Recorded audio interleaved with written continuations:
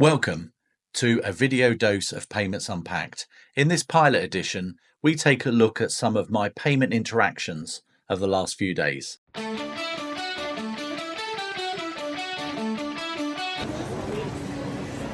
Ahead of the 11th of November, it's fantastic to see the volunteers for the Royal British Legion out collecting this week, and great to see that money was being collected contactlessly. And talking to the lady, she said that people are far more interested in giving money electronically rather than coins that they might have in the bottom of their pocket.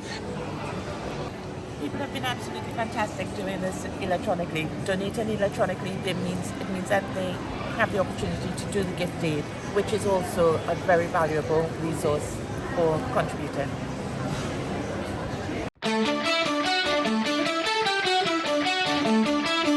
So the City of London is a vibrant place. There's always plenty going on.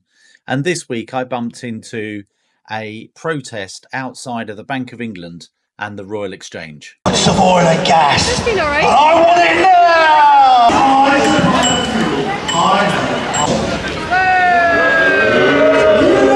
You've been talking to the peasants, haven't you? They're a lovely, quaint, simple bunch, aren't they? I love them. But you look like an intelligent crowd. You know how the system really works.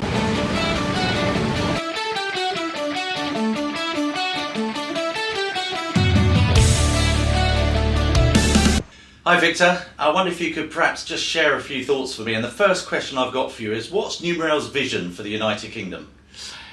Numeral's newly established in the United Kingdom 2 years ago.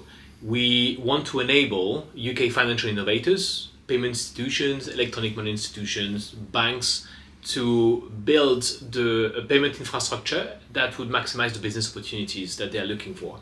We enable them to streamline their infrastructure by connecting any number of banks, payment systems into a single infrastructure that takes away the cost of working with a multitude of systems and formats. And thinking about how payment service providers can access faster payments, how are you changing the access model for faster payments? We are building with sponsor banks the simplest, fastest way for payment service providers to access FPS and to set up an end-to-end payment and financial operation infrastructure to manage these FPS transactions and enable more fintechs to access it through the agency banking model. Fantastic. Now I'm going to give you a magic wand, and with that wand I'm going to enable you to change one thing in payments. If you could change one thing, Victor, what would it be? We come from continental Europe DNA, having integrated SEPA as the first scheme as a company. We would love to see an instant irrevocable settlements in faster payments to drive faster and more efficient payments for everyone in the industry. Fantastic. I'll take the magic wand away from you now. Thanks very much, Victor, for this quick chat. If you're interested more about what Numeral are up to, please see the link in the notes below. Thanks, Victor. Cut.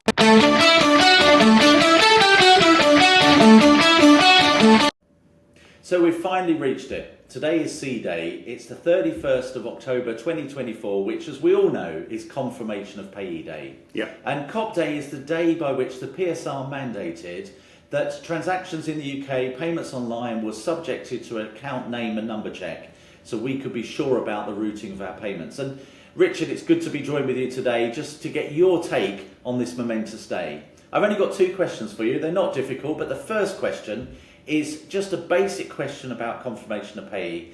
What's all the fuss about? Why is it so important that transactions that we make are subjected to an account name and number check? Yeah, it's all about reducing fraud, helping your customers, the banking customers, making that payment to the right person or the right business, that they get a warning if that name doesn't match that account. And a lot of us have been enjoying the benefits of confirmation of pay checks with our banks over the last months, and we can have that comfort that the payments are being routed to the right place. But my guess is there will be a few institutions, a few payment service providers who didn't make implementing COP by today, and they have yet to go over the line. So for an organisation that COP maybe has passed them by, and they're not giving their customers the benefits of that confirmation of payee check, what should they do now?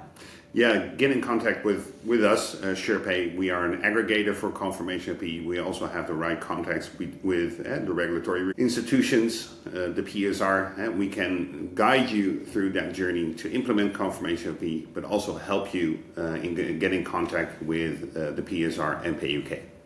Fantastic, Richard. Thanks very much. We've made it. It's C Day, the 31st of October 2024. Exactly. Thank you. So welcome to Rochford. Rochford is a town in Essex, population of about 20,000 people, and if you've not been here before, you'll find it just north of Southend-on-Sea at the very end of the London Southend Airport runway. Rochford gets its name from a place called Rochfort, which in turn got its name as the Ford of the Hunting Dogs. I've come to Rochford today because Rochford is the site of an experiment about how we can continue to provide access to banking and access to cash in an increasingly digital society. It all started in 2017 when the last banking branch in town left. Barclays left to create a banking desert with nowhere to conduct face-to-face banking in the town. The branch of Abbott's used to be a Lloyds Bank. So on my tour of Rochford, I've been told that this very modern brick building used to be a NatWest.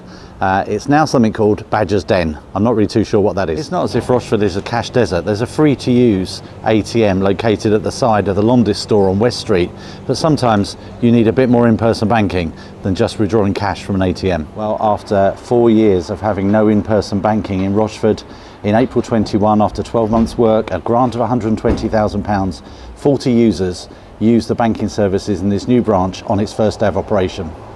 On a Monday, this banking hub is a NatWest. On a Tuesday, it's Lloyds. Santander arrive on a Wednesday. Thursday, you'll find it as a Barclays, and Friday, HSBC. Well, today's Thursday. I'm a Barclays customer, so let's go inside and see what everyday banking I can do. Inside, you'll find a smart counter providing a wide range of everyday banking for individual and businesses, and a space to meet your bank face to face.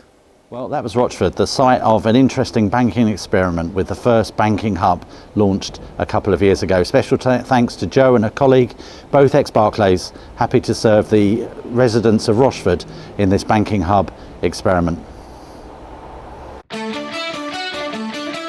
For those of you that follow football, you'll know that something really exciting happened in the stadium behind me at the weekend. West Ham beat Manchester United 2-1. If you're a Man U supporter, maybe not so exciting. But if you support the Hammers, it was a top day for you. But the other side of the camera is another building. It's the PSR. Now you'll know that I'm an advisor to the PSR. I can't share the things that I'm doing in that building on this channel. But it's important that we've got a good, strong regulator to ensure that payments in the United Kingdom serve the customers well.